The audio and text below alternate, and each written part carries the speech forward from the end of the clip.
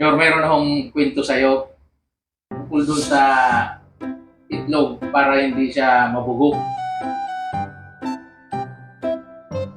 Boss, ano ba yan? Yung paano yung itlog hindi mabugok? Yes, boss. Ganito yan, Chor. Ang paraan yan, para yung itlog hindi mabugok, kailangan kumuha ka ng basket. Ano yung basket? Yes, boss. Oo. Alam mo yun. Doon mo ilalagay yung itlog, doon sa basket. Tapos, ibitin mo doon sa, sa kisame. Sa design. Oo. Kasi, bakit? Tingnan mo yung tayo ka. Lapas mo yung itlog mo.